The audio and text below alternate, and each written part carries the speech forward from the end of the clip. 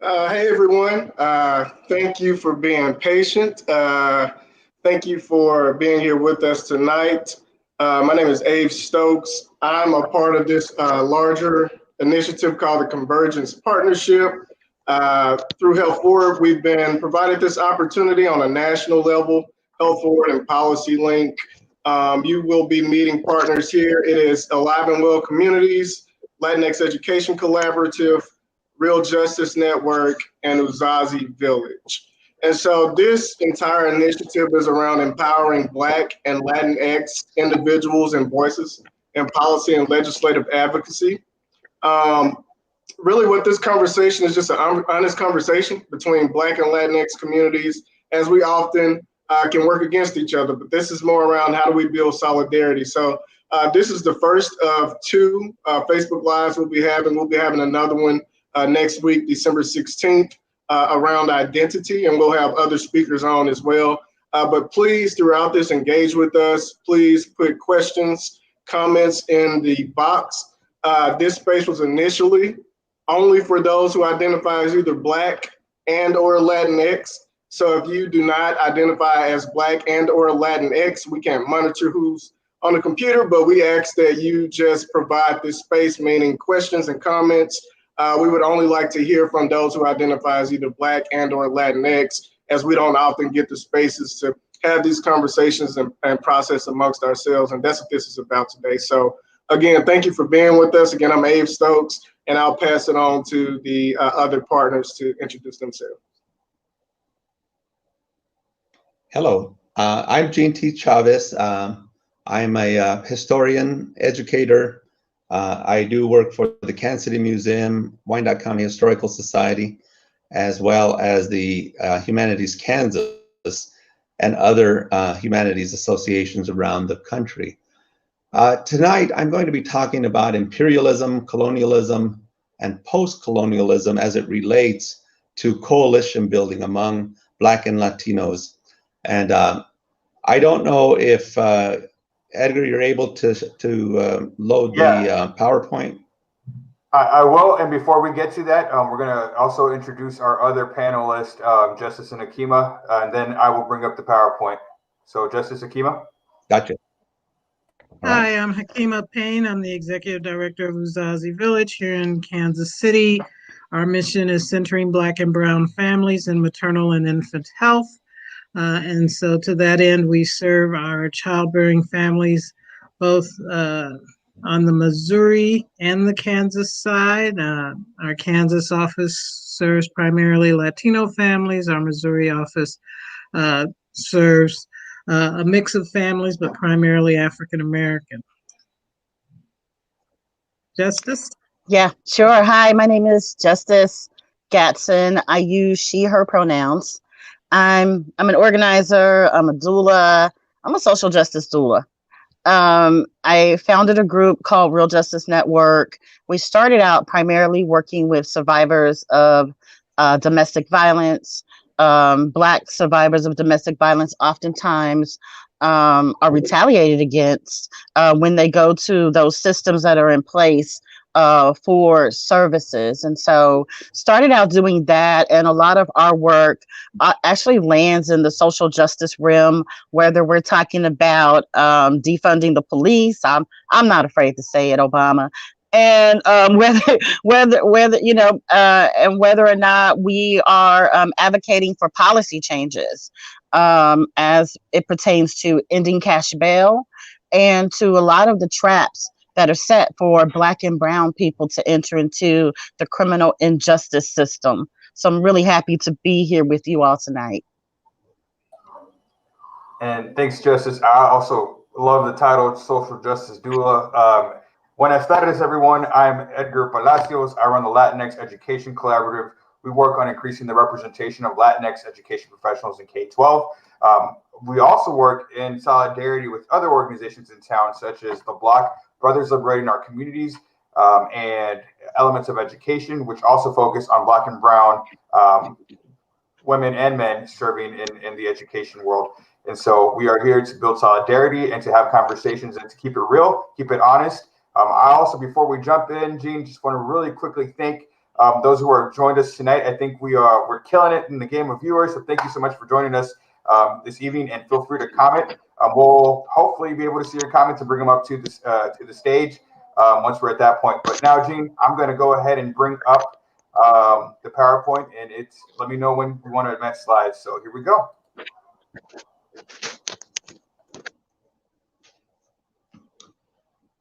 Yeah, so the topic that I'm addressing this evening to get us kicked off with a discussion about coalition building has to do with the institutions that we call imperialism, colonialism, and post-colonialism.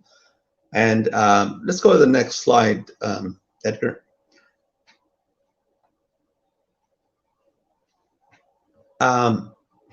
You know, for some reason, that slide is not showing up, but what I would like to do is move on to the next slide, and then we'll come back to a discussion of the negative effects of colonialism. So if we think about colonialism, it really is based in imperialism. Nations over centuries of time have been involved in imperialism, and imperialism is a state policy or practice or advocacy of extending power and dominion, especially by direct territorial acquisition and by gaining political and economic control of other areas. And this has been taking place in our world since time immemorial. You think about the Persian Empire or the Assyrian Empire, the Greek Empire that followed on the heels of the Persian Empire, and then the Greek Empire followed by the Roman Empire. So that empire building has been going on for millennia. And so when we think about this issue of colonialism, it really has its roots in imperialism, and that is the desire to gain territory at the expense of other people groups. And because it always involves the use of power, whether military, economic, or sometimes a subtler form, as in the case of the spread of religion, for example, imperialism is often considered morally reprehensible. And I think that's an important point for us to bear in mind, is that, well, we might, certain people might glory in past imperialism and think about the empires that they built. You know, it is really a reprehensible act. Let's go to the next slide. And I want, I'm illustrating in the color red, for example, the British imperial, I'm sorry, go back to the first slide, the one previous to this, Edgar, if you would.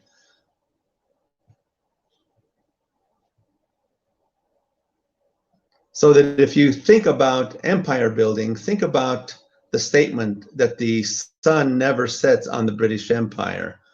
Well, that was true up until the 20th century. The British had empire and had built empire throughout the world, all the way from Australia to the northernmost part of the polar region, and throughout countries except perhaps in North America, that is Central America, but certainly in Latin America, they had British Guyana. So you think about the British Empire and their desire to conquer the world, if you will. It gives us an idea of that motivation that nation states have about spreading their influence through political hegemony, political and cultural hegemony, the spreading out of who they are. And now we'll go to the Spanish colonialism, because the Spanish were very much like the British and other European powers.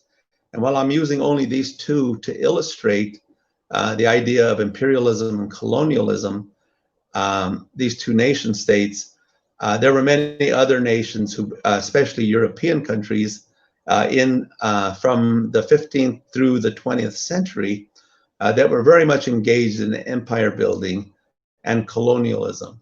Colonialism is the policy of a country seeking to extend and retain its authority over other people or territories, generally with the aim of economic dominance.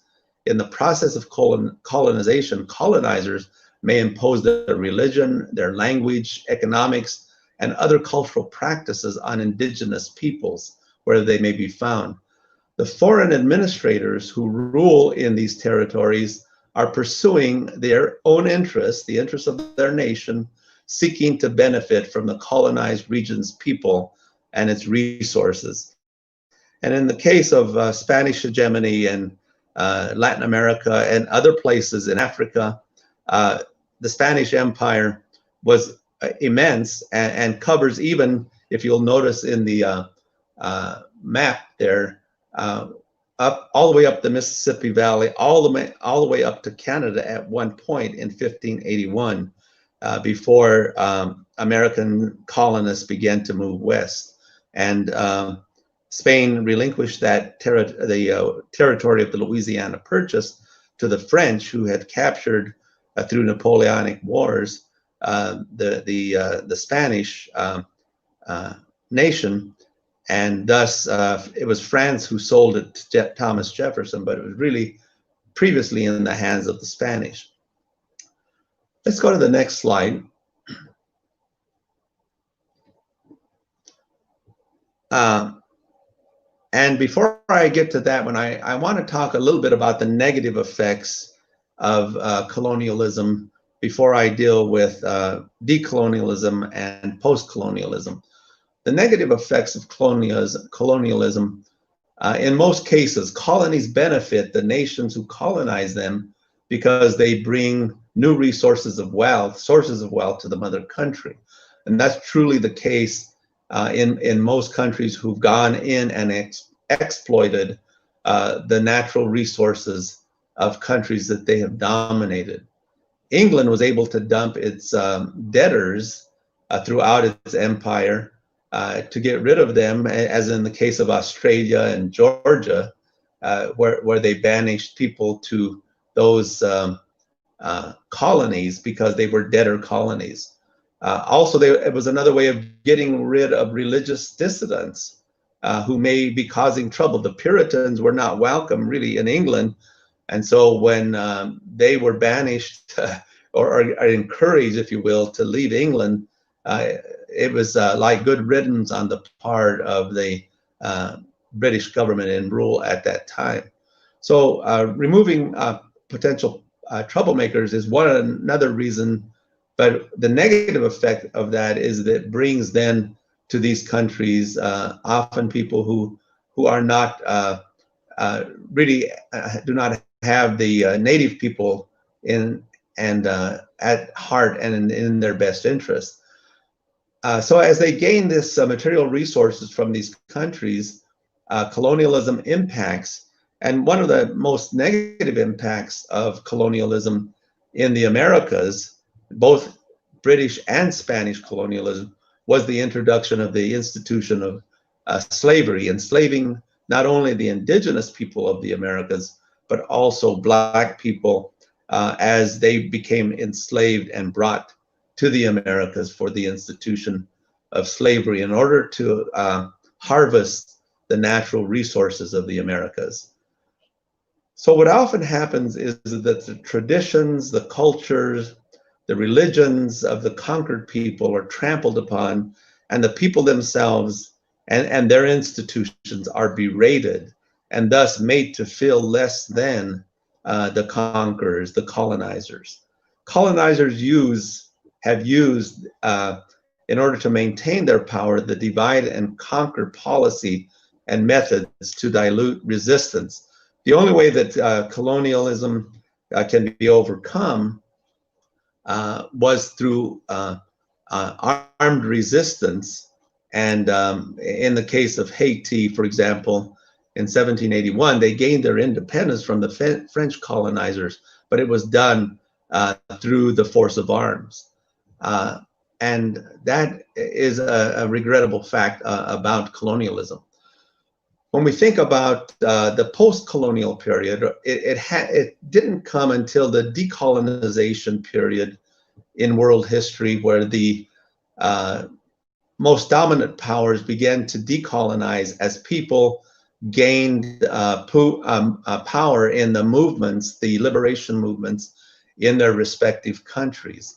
So by the 19th and 20th centuries, decolonization was well underway. But in the case of the British Empire, that decolonization lasted even up into the 60s and 70s in Africa and elsewhere where the British Empire has spread its power.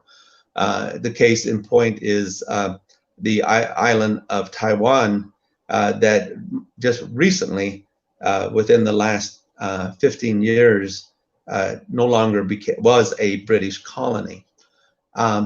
So many of the international principles and instruments of decolonization were formalized during this period.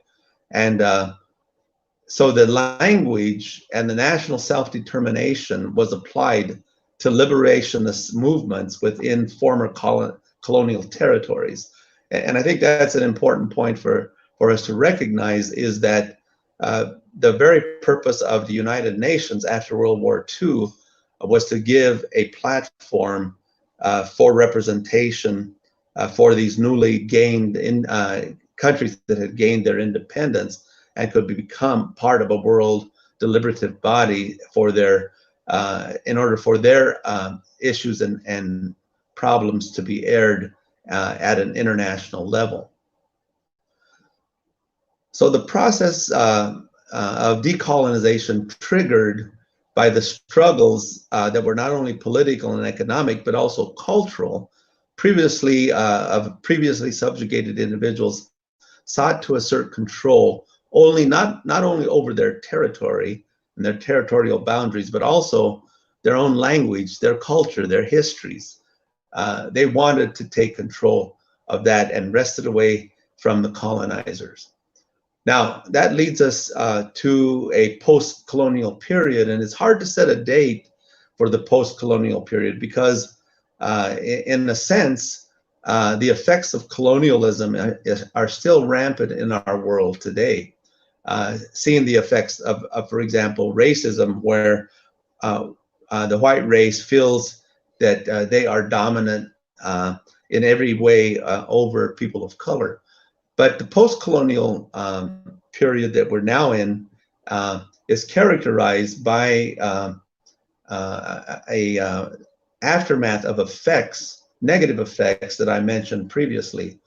The term describes the current efforts to reclaim and rethink the history of people subordinated under various forms of imperialism.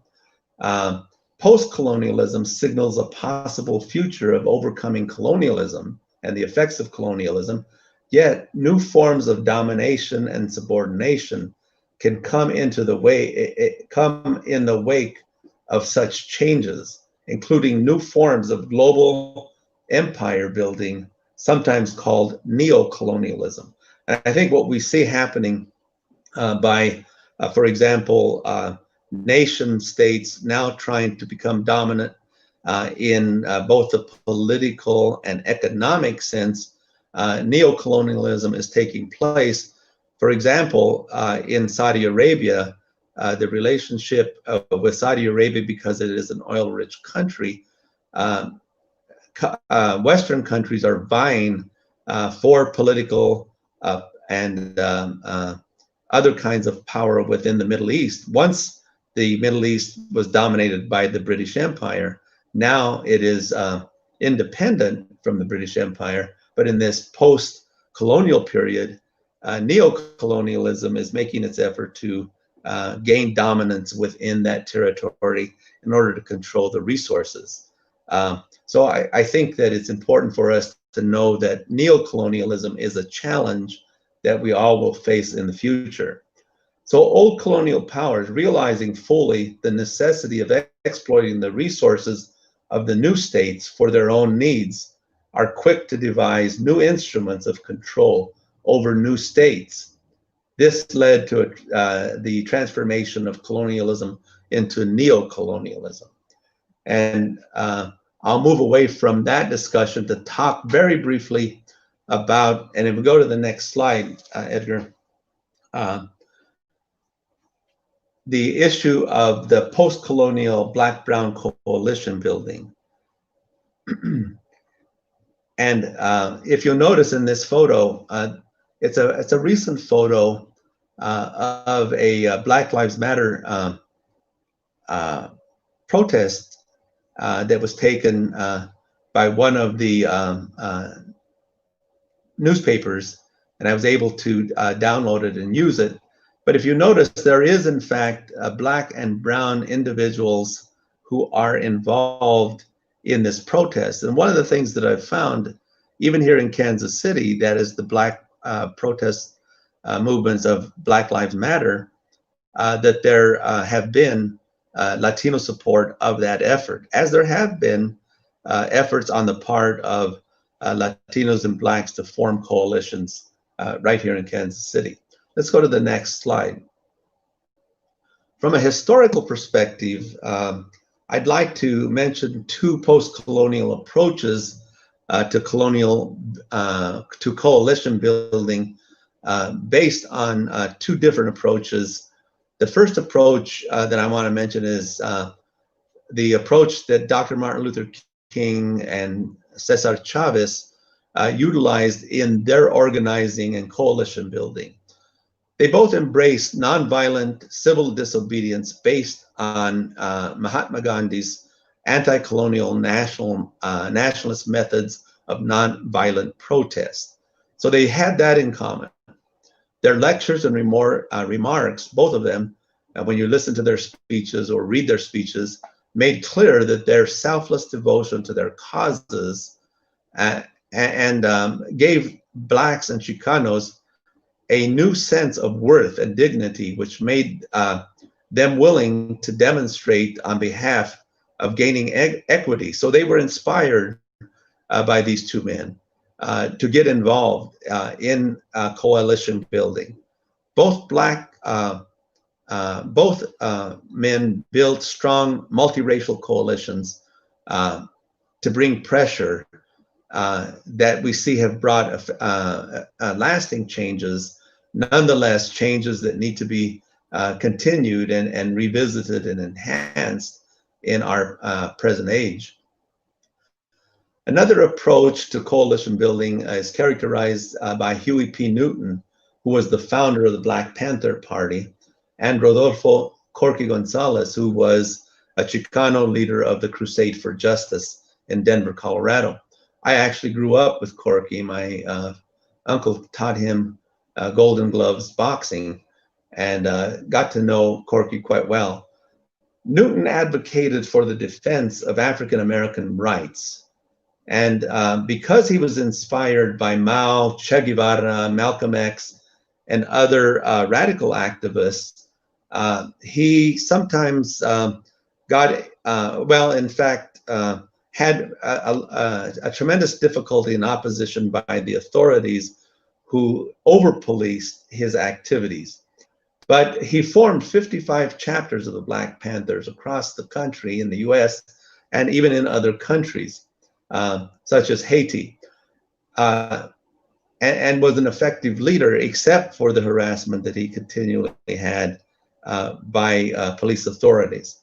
Rodolfo Corky Gonzalez, and by the name the nickname Corky came from his parents, who said he's always like a cork ready to explode and the cork blow off the bottle. And so they called him Corky. He was a leader of the Crusade for Justice, and it was a cultural urban movement of the 60s and 70s, focusing on social, political, economic justice for Chicanos. One of the ideological pieces that came out of his organizing was El Plan Espiritual de Aztlán, which it would be translated the spiritual plan of Aztlán. Aztlán is the mythical homeland of the Azteca people before the colonization of the Spanish. It was adopted in 1969 at a national youth conference at the Crusade for Justice. And it was a pro-indigenous manifesto advocating Chicano nationalism and self-determination for mestizo people. Some of you may know that Chicano stands for the mixture of indigenous people with Hispanic people, and that mixture we call in Spanish mestizo. And so when we think about the Chicano movement, it was an effort to bring dignity and participation, full participation in their destiny for mestizo people. Both of these men were able to garner support in multi-racial coalitions. I can remember rallies in Denver, because I grew up in Denver, where we had rallies throughout Denver, especially at the State House, and we had Black-Brown coalitions that were working together there. Hey, Dr. Chavez? In conclusion, yes. Before you move on to that next one, there's a couple of conversation pieces that I wanted to stop and maybe ask a question about, and maybe get your insight and hear from some of the other panelists, some insights on a couple of things that you've said. Is it okay if I throw a question out there? Sure. Yeah, and Edgar, if you can move to the next slide, we can kind of be looking at that as we discuss that question. Okay. So earlier when you were talking about colonialism, one of the things that you mentioned was this taking over of territories, even removing what they may perceive as the troublemakers and introducing a new culture or a new way of thinking into that territory. That really reminded me a lot of gentrification. We've seen that happen and continue to happen a lot around Kansas City and around our nation. Do you see any particular connections between how historically, when you were talking about colonialism and how that's worked, and how we see that in present day gentrification in our own communities? And that's a question to you and some of our other panelists.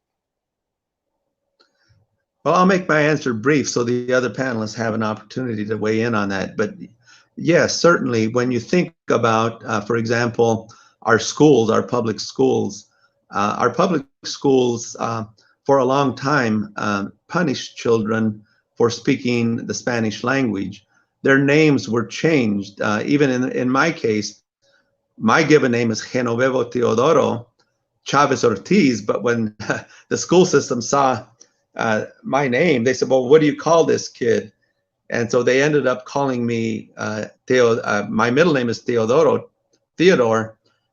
given of God. And so they said, okay, well, we'll call him Ted.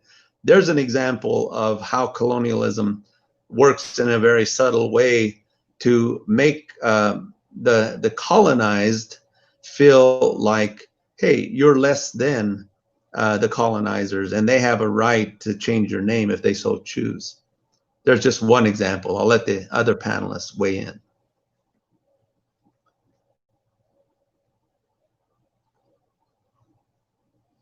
We can't hear you. You're on mute. Okay. Sorry about that. I definitely see a correlation between colonization and gentrification. I actually think of gentrification as colonization on a community or neighborhood level. And when you look at the West Side in Kansas City, which is a traditional Latino community, Latinx community, and you look at the East Side,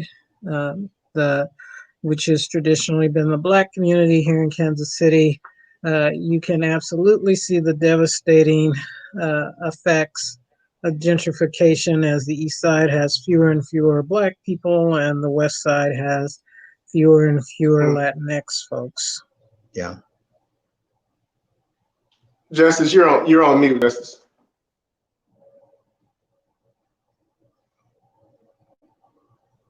Oh, okay. Sorry about that. I'm sticking.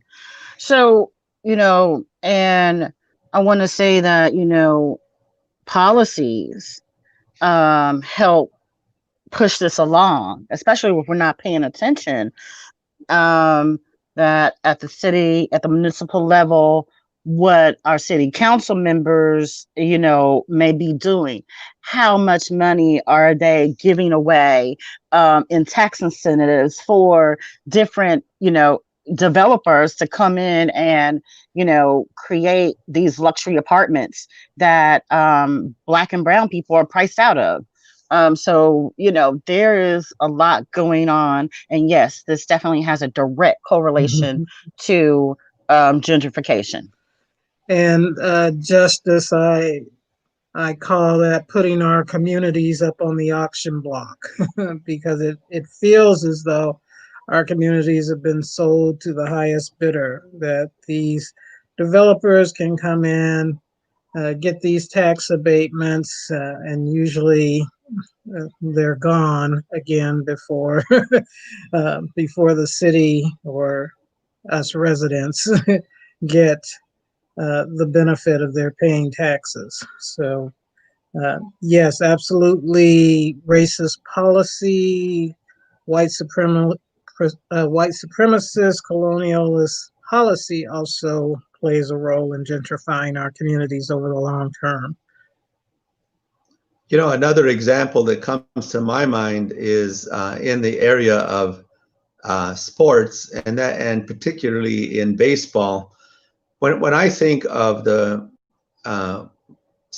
white supremacy ideology of colonialism in a game that is supposedly America's game, to deprive, for example, the American public of probably the greatest pitcher that ever pitched a baseball, and that was Leroy Satchel Paige.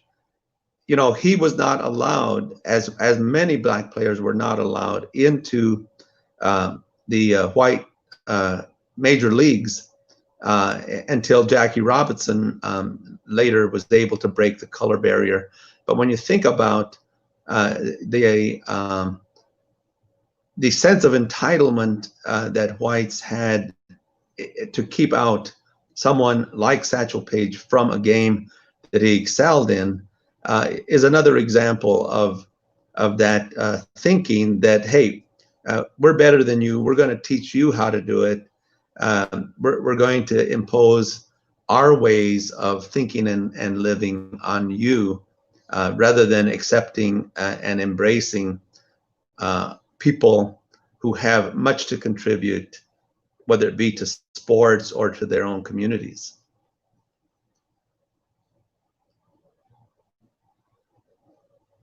Yeah, and Edgar, I think you were about to. Were you about to make a comment? No, I was also focused on the quote that Dr. Chavez has presented us, and so I'm gonna let him talk about that for a little bit before I comment on that as well. But okay. Actually, we do have a question from our community, so I'm going to bring that up real quick. Isola Jade, mythical, and I think Dr. Chavez, can you kind of explain a little bit about the mythical land of Aztlán? I think that's what the question is referring to.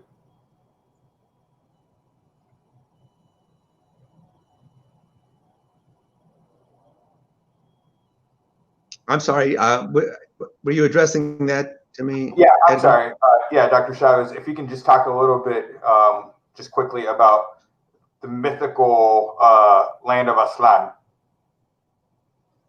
Oh, el plan espiritual de Aztlán was a manifesto, if you will, that demanded self-determination, so that the ideology was that if there would be the opportunity to recapture the southwestern part of the United States after it was lost to the Mexican War, that is the United States War of Aggression against Mexico, because at one time during the period of Mexican independence from Spain, when it threw off its colonial overlords in 1821, the Southwest was really part of Mexico all the way up to the Arkansas River. And those of us who know this part of the country know that the Arkansas River runs through Kansas, southern part of Kansas, and that the Mexican border was right at that border.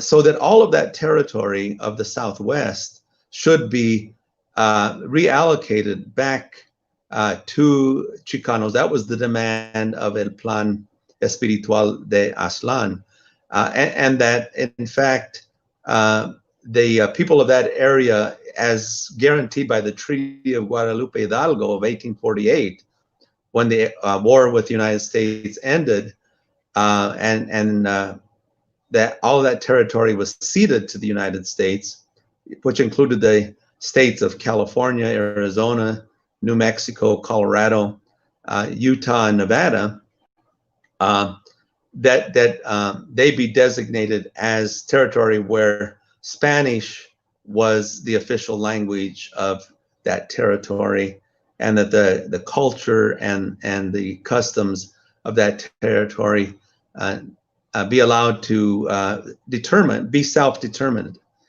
rather than determined by the new colonial power of that territory. You know, I think one question that comes to mind for me is also the return to Spanish and the return to that.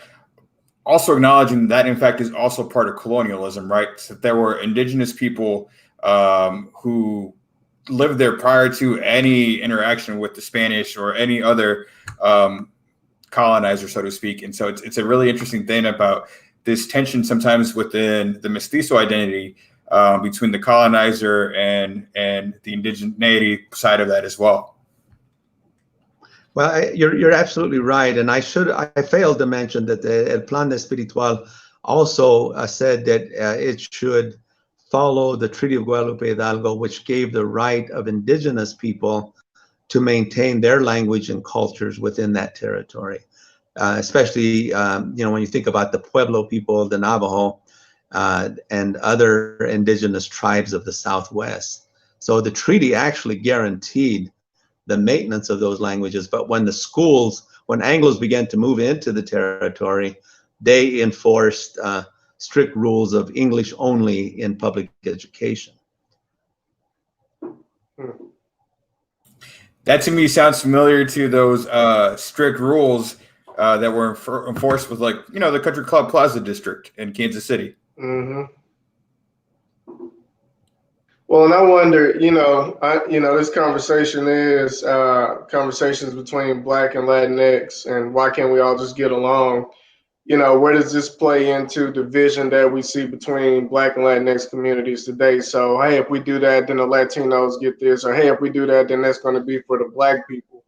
From listening to this, I'm even learning and thinking, listening to you, Dr. Chavez. But when we think about colonialism and how it's in a way forced us to fight over scraps instead of realizing, hey, there's a bigger picture that we should all be focusing on, and we all deserve equitable portion of this pie. I don't think that's where the conversation goes. So, do you think there are direct connections between this and the honest tension, if we're honest with ourselves, that we see between Black and Latinx communities today? I'm sorry, I'm having a little trouble hearing because of my small computer that I'm looking at, my pad. But ask that one more time. Yeah, do you see, and this is to anyone to speak to, but do you see a direct connection between we see colonialism and basically forcing people almost to a position of fighting over scraps instead of realizing that there's enough for everyone and we should all be focused on having an equitable portion instead of getting what we can? Do you think that a piece of that is why we see the division between Black and Latinx communities today? And that's to everyone on the panel, not just Dr. Chavez, but that's kind of a question that I have. Do you all think there's direct connection there? And also to the audience, please feel free to put in questions and comments in the messages as well.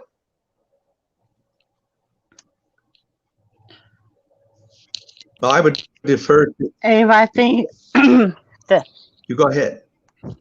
Go ahead. No, just quickly. I Okay. would say that certainly the technique of colonial powers usually is to divide and conquer. So if they can get one group working against another, in this case, we're talking about Black and brown people, if they can divide and conquer and say, hey, we only have limited number of whatever, political offices or limited number of financial resources, it either goes to the Black community or the Latino community, and then with that little morsel, we rather than coalesce, we fight against each other. So I think the technique is still there to divide and conquer.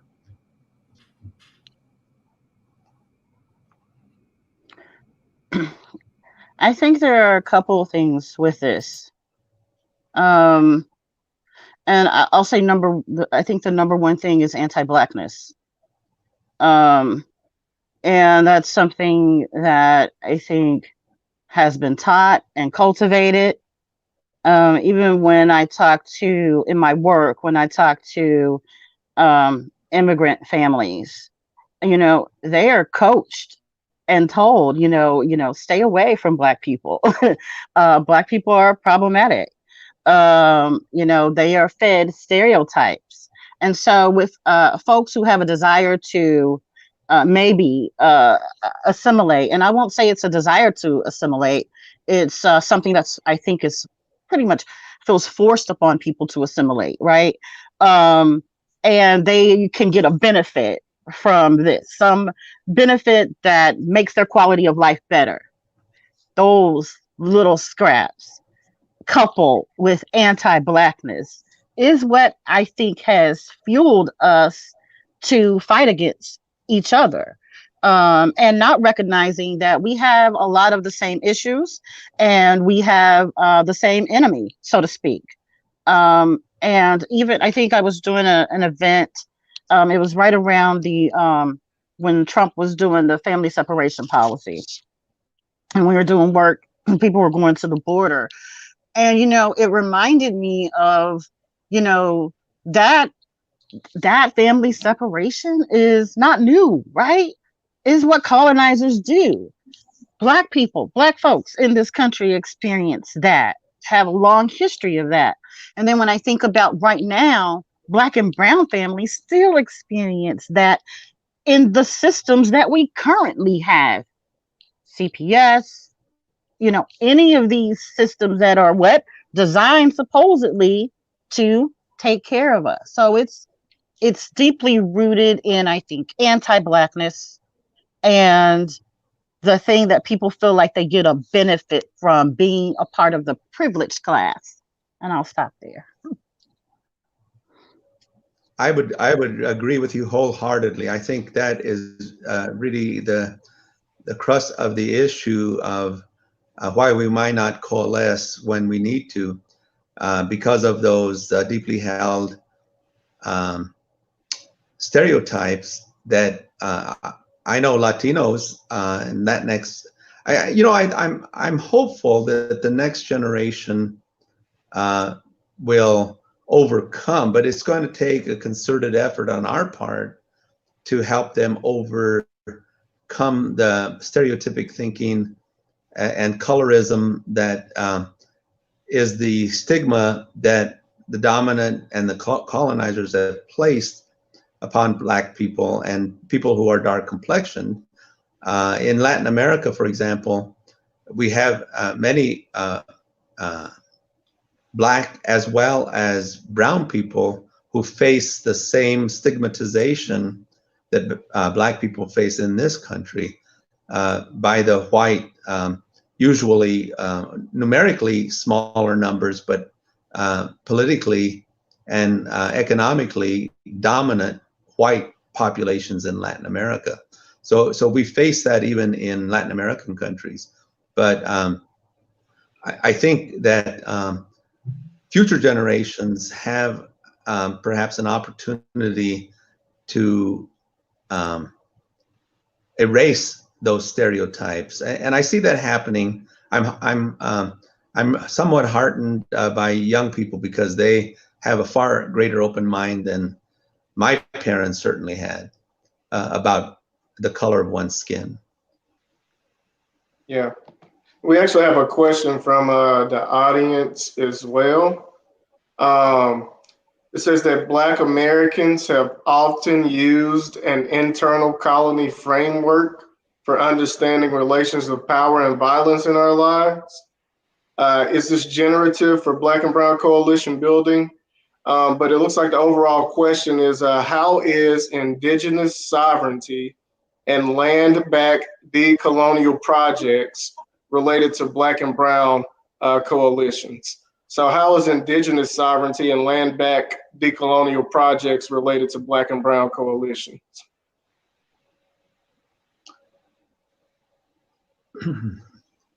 Or I guess the question Anybody would else be, want you to? know, is there a relation? Well, my thoughts on that is that, in fact, Ryan has a good question about the relationship of indigenous sovereignty, which is given or doled out. I'm going to say doled out through displacement of indigenous people to and relegation to territories thought less desirable than what white settlers wanted to occupy. And so that, yes, while they own those properties and have sovereign rights within those properties, the resources that would make them prosperous as independent nations within the nation of the United States makes it very difficult for them to gain the prosperity that the mainstream society would have, that who continue to be the dominant colonizers, if you will, the whites of the United States. You know, we live in a macro cultural system that is dominated by English and by capitalism, as well as independence, that is being independent, pulling yourself up by your own bootstraps, so that any microcultural group or group that is in and around the American macroculture that doesn't share those values of the macroculture, again, are at a disadvantage. So often then the colonized, in order to gain power, will become more like the colonizers in order to survive. You know, most people of color are barely surviving the American macroculture. And one of the easiest ways and best ways is to assimilate into the American macroculture, if you're allowed to. Because in the case of color, sometimes people of dark complexion are not going to be as easily assimilated into the American macroculture because it is dominantly white. And indigenous people, while they struggle, you know, and it's, you have to think about any group in the, not as a monolithic whole, but as a diverse group. So there are traditionalists who would love to enjoy their sovereignty without even having to interact with the American macroculture. But there are others, more progressive Native people, who say, no, the only way we can survive in the American continent is to beat the dominant culture at their own game. So that, you know, and that's true about any group. I think that there often people take on the characteristics of the colonizer in order to survive, as did, for example, before the Black civil rights movement, many Black folks took on the title of being colored folks rather than Black folks until the Black Pride movement evolved. And so they were so dominated and beat down by the American mainstream white culture that in order to just barely survive, they had to some way acquiesce to their place, if you will. And if they got out of place, they were severely punished, even to the extent of the hangings that we saw after during the Jim Crow period of Black people across this country. I have a question to, and this is for everyone. When we think about Black and Brown solidarity movement, does that mean that we work together in all things at all times towards a common goal, or do you all believe that there are a lot of pieces of intersectionality, but are there specific pieces where it does take a focus on the individual with the support of the whole, if that makes sense? So, for example, I'll just be straightforward. When I was looking at this and I was looking at the indigenous sovereignty, land back, decolonial projects, I was thinking about reparations. Is reparations to Black people, does that benefit the Black and Brown coalition as a whole? You know, is there a need? Is there a need for individual focus, or, you know? I'm gonna jump in and probably make some mistakes here, but I think that anything that benefits Black people benefits brown people by extension. And so I think that solidarity is one, the rebuilding of trust amongst our communities, which sometimes we had nothing to do with that lack of trust within our communities. And so that's one. I think at the root of all this conversation, back to Justice's point, is anti-Blackness, right? And so I see these conversations in terms of building collective power. It starts with us individually first. We have to acknowledge what our biases are. We have to understand like how we play in these systems, how we swim in the culture of white supremacy, and do our own internal work. And then we also have to move collectively. But, you know, I think we also need to stop framing these conversations as like a binary, right? It's not an either or thing, it's an and. And so Black people can have reparations and Latinx folks can be successful. Like there's no differentiation there, right? And so I think it's incumbent of us to understand where we lie on this journey, where we lie on the spectrum, and make sure that people receive what they need and what, you know, like what they have to not just survive but also thrive. And so we have to be in solidarity with that. So I don't think it's a matter of like whether reparations negatively impacts Latinx folks. It's more of anything that benefits Black people will ultimately actually just benefit society in general. And you can disagree with me if I'm wrong. I'm happy to learn more about that too. I think Justice, I think, were you about to say something as well? I was gonna say yes. Everybody, Black reparations for Black folks. I just wanted to say that there are certainly some things that Black people that's for us, right? There are some things for Latinx people that are for you to hold, and I think that what we need to do is talk more to each other about the kind of support that we need. Sometimes I just need you to, you know, make a phone call for me. Sometimes, you know, it's to send an email, but sometimes we might need to actually get in the street together. And so that means that there's got to be some real relationship building. There's got to be some real, and we're hoping with this, some real repair of harm if there has been harm caused, because you can't move forward unless that is resolved. We're talking about the community, right? We're talking about the village. This is all village stuff. But there are certainly things that is ours, right? That we hold sacred. And no one should feel guilty either way about that, about supporting that, about uplifting who you are. Black is beautiful. I will always say it, right? Black power. I'm going to always shout it.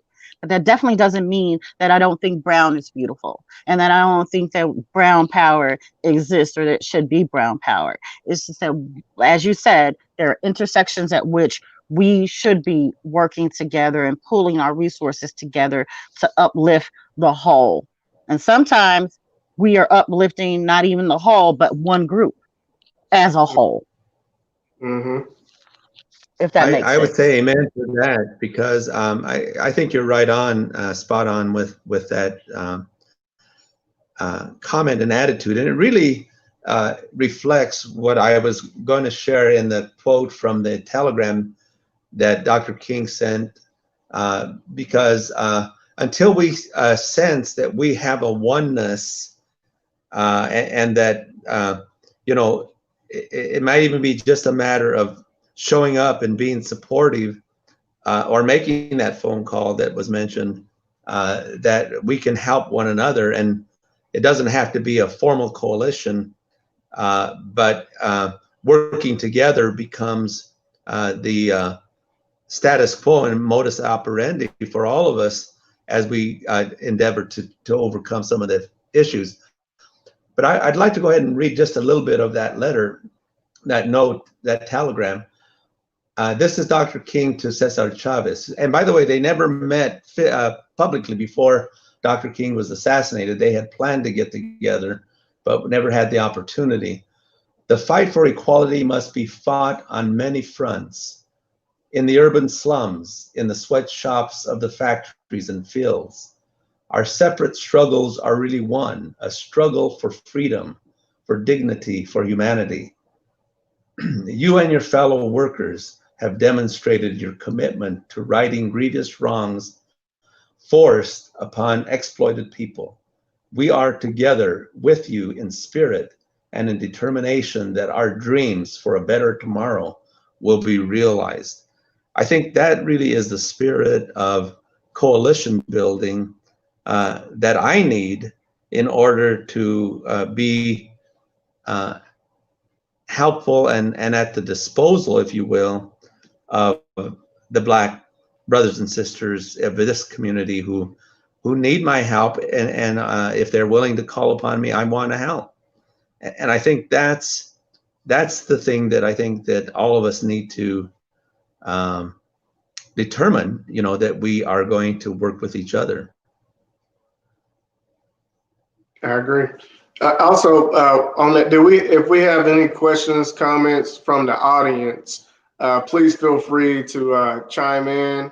Any pieces around the conversation that you're interested in or asking as well, or even just comment on.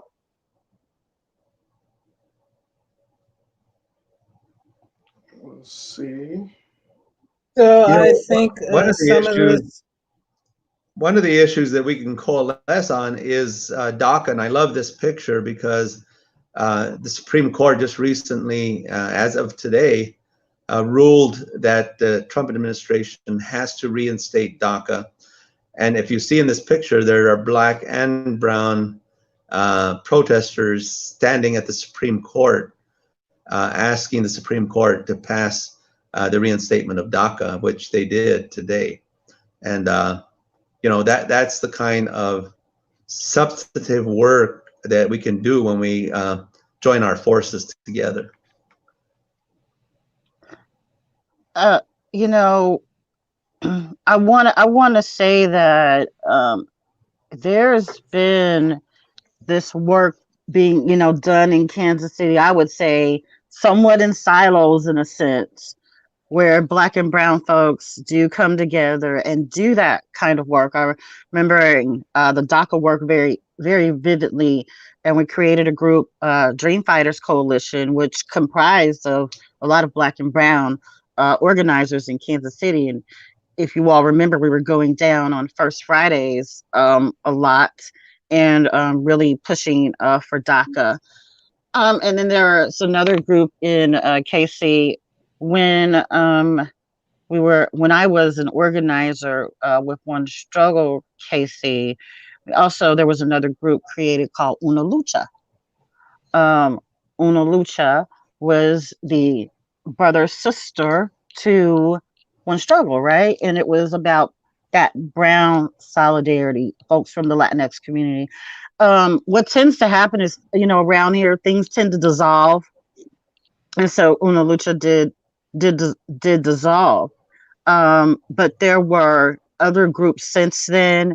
And at the same time, I have to put out KS Moto, Kansas Missouri Dream Alliance, as being one of those groups who traditionally and typically works really well with Black organizers. I think that they have a great relationship in Kansas City with Black leaders and organizers. So I just want to say that there is like some work already done. There's some foundation built. There are definitely some really great relationships there. We just need to grow them and bring more people along and really, really dig into anti-Blackness.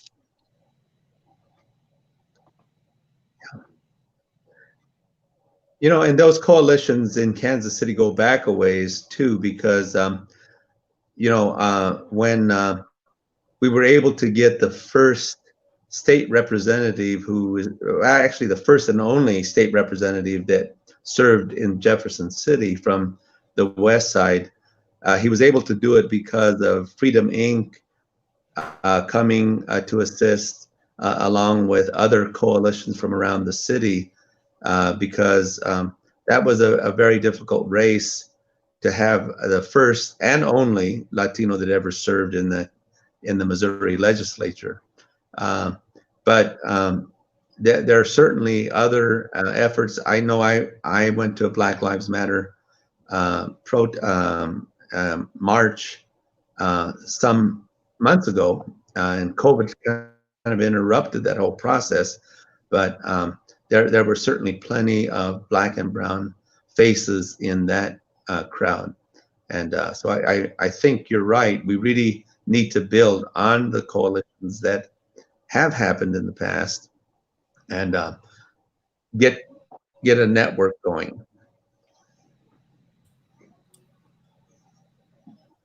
Hakima, I thought you were going to say something too during the presentation, so I just want to make sure that we don't miss out on your thoughts. Oh, actually, I think Dr. Chavez mentioned I was going to bring attention to DACA and family separation at the borders, though those are certainly issues that Black and brown folks can be joined together in supporting or protesting. Yeah.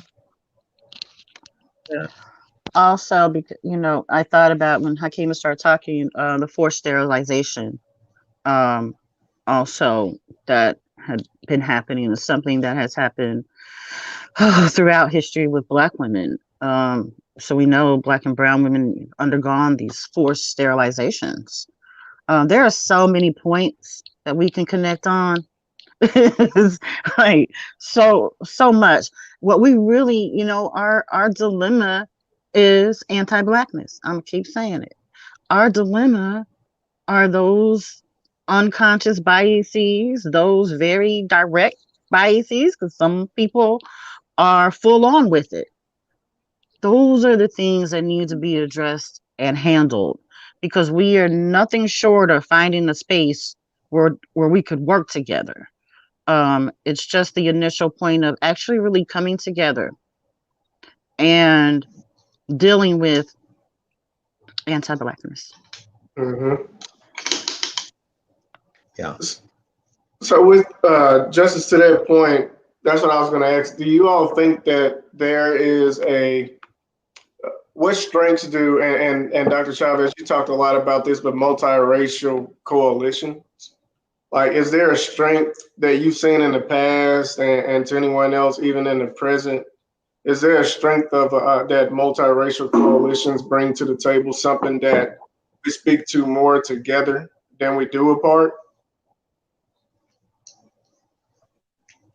I'll be quick, and I will say absolutely yes.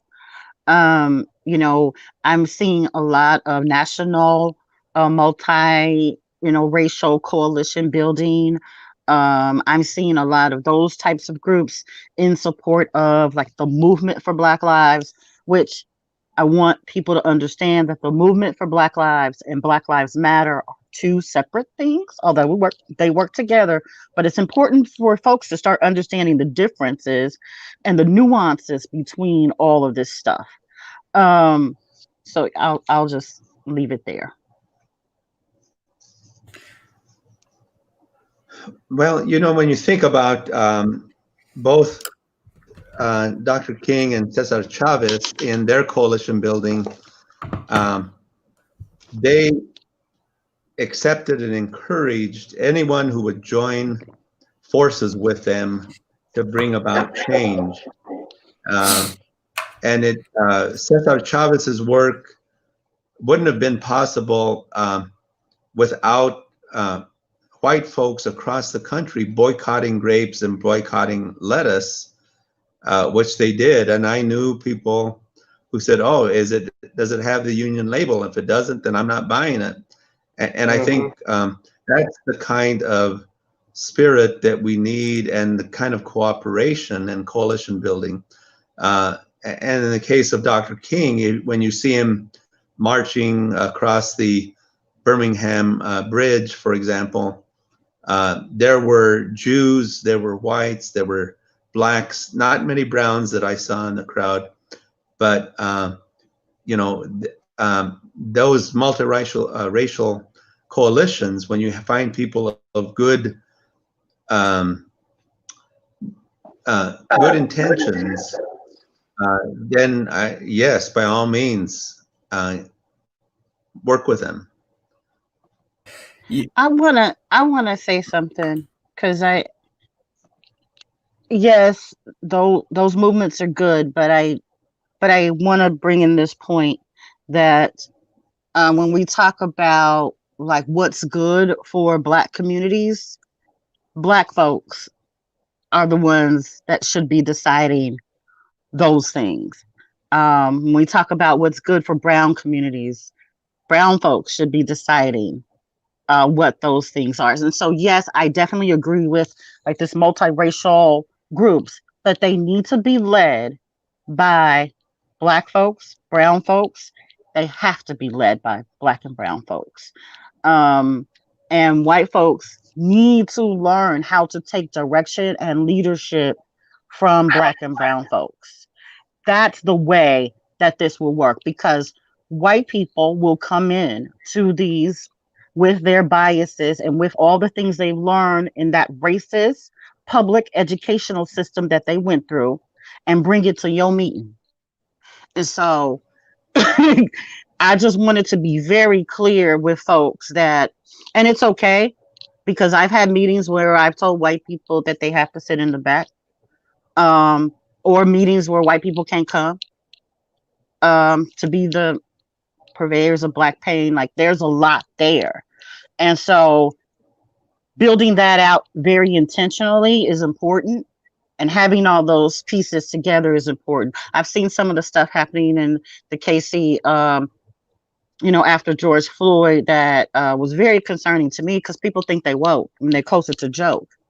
And that's because nobody has come in and told them, the movement is principled. There are principles here, there are values here, and this is the way that we work. And some people haven't quite got that yet. And I wanted to make sure that I said it, because I don't want white people to go start another group and then tell Black people, we need you to help with this group that we created for y'all to do all the work.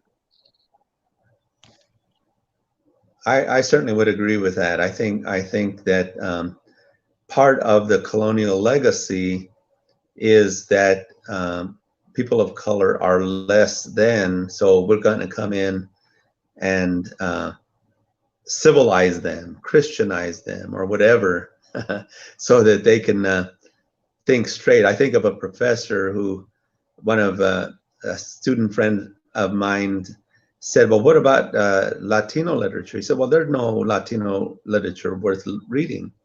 And so, and it was a world literature class. I mean, that kind of ignorance and bias is pervasive among the colonizers, who think that they are the answer to all the world's ills. And so I think it's important that we maintain the leadership. Great. Something that I just like, the American construct of our conversation, right? Because I think about anti-Blackness in countries like Nicaragua, where my family's from, and seeing the caste system that is built around the color of your skin. I think about the intersection between Black and Brown people and the Afro-Latinx identity, right? People are surprised to find out. I think a lot of Latinos are surprised to find out that 25% of Black folks also identify as Latinx. And so it's Black issues are Latinx issues, right? And Latinx issues are Black issues. I think about immigration, right? Immigration, when we talk about immigration, we typically center it around the Latinx identity. But the reality is, when I live in the Northeast, I walk around the Northeast, I see what's going on in the Northeast. there are plenty of immigrants in this community that are not from a Latino country. And so these issues impact us all as non-white people. And so I think it's important to remember that we already have some of these coalitions built in. And to echo Justice, what she's talking about, like, we have to really address anti-Blackness as that key component of the work that we're trying to accomplish.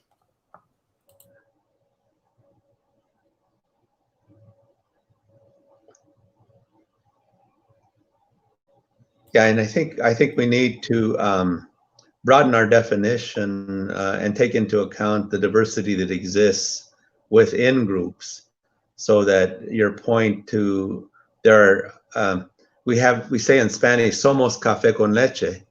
We're coffee with milk, some with more coffee, some with more milk. So we have all of that diversity of skin color within the Latinx community. And I think to help people understand that, you know, that sense of identity. And I think that's really the next discussion that we're going to have about identity. But I think it's an important point that we recognize one another's diversity. You know, Dr. Chavez, something that I love about what you just said, this idea, right? Somos café con leche, this idea that, you know, we're coffee with milk, as you just mentioned, like the milk doesn't make us inherently better people. And I think that that's something that sometimes is rooted in our own language, right? This separation from Blackness within our communities, because it's never the other way around. It's not like we're leche with café. You know, it's not like these other. And so even in our language, some of this is encapsulated and rooted in. And I can think about many things. I'm going to put my mom on blast. Unfortunately, I love her to death. But like, I remember when my nephew was born, one of her first comments was like, wow, he's just really dark. You know, as if there was something wrong with my nephew. And these are the things that are ingrained within our community that we need to discuss. And so just even in the power of the language that we use, and the way that we describe communities and the way that we talk about these issues, like that anti-Blackness is steeped in all of that. Yeah, definitely. So I think all the old. Yep, go ahead, Dr. Chavez. The old folks used to say, if you're going to marry white, so that you can dilute, you know, the color. And I think that is an old concept that was prevalent not only among Latinos, but probably some African Americans, if I understand some of the things I've heard from Black folks. That sounds like eugenics, which has been very prevalent really throughout the country, South America in particular, but, you know, also the U.S. That would actually be, you know, something that we could definitely discuss in our next week's topic, which will be around identity. One of the things we'll be discussing in that is, you know, being Black or brown in this country, being in spaces where you always feel like you have to assimilate, so to speak. So that'll definitely be something we'll be talking about throughout the identity topic. But are there any more questions or comments from the audience? If you could type that in at this moment. Otherwise, we definitely look forward to having people on next week. Please invite people as well. Anyone that identifies as either Black and or Latinx to next week, same time. Why can't we all just get along? Conversations between Black and Latinx communities, and let's have some real conversations. Send questions ahead of time, if you don't mind, but let's have some real conversation around this. Anything else from our panelists? Oh, and thank you, Dr. Chavez, for, as always, offering your expertise. Highly intelligent individual. So yeah, thank you for your time and your intelligence and your expertise that you're just always willing to give. And just everything you do for our communities. So yeah, anything else from the panelists? And thanks to all of you and the panelists who brought such great insights to the discussion. Yep. And again, just so everyone knows, this is a partnership between Real Justice Network, Uzazi Village, Latinx Education Collaborative, and Alive and Well Communities to empower Black and Latinx voices in policy and legislative advocacy work. Justice mentioned it earlier. We've got to become more active in that policy arena. We're really going to create long-lasting, sustainable change. So yeah, thank you all for joining, everyone that's been able to join today. And again, please invite someone else out to next week's conversation. Send questions ahead of time. Come ready to have some real deep. Edgar and I talked about it, some touchy conversation. It's okay for this conversation to get a bit touchy. We look forward to it. Well, hold on. There's one thing. It says solidarity amongst Black and Brown also has a precedent in the formation of Mexico during the slave trade as the Southern Underground Railroad.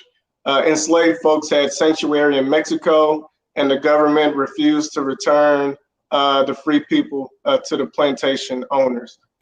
So thank you, Azula, for those insights. That's actually something that I just learned as well. I mean, I know about Sada Shakur in Cuba, but other than that, I didn't know Mexico also provided that to Black people. So thank you. Yeah, just along that line, Mexico outlawed slavery in 1821 when they gained their independence from Spain.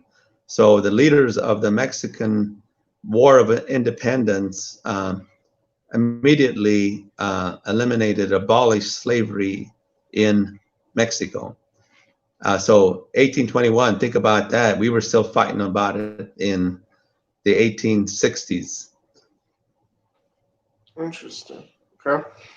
And shout out to Franz Fannin, helping the dialogue. So yeah, thank you all for joining us. Also, if you all could, if you have access or send us an email, we'd like to keep in contact with you and keep people up to date on what we're doing. So there was a form, that bit.ly form that we asked people to sign up for this. If you could, you didn't have to, obviously.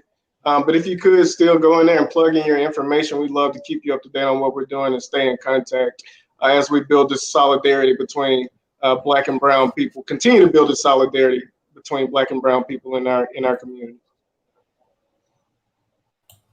Right. All right. Have a good one, everybody. Thanks, everyone. All right. Thank you all for joining.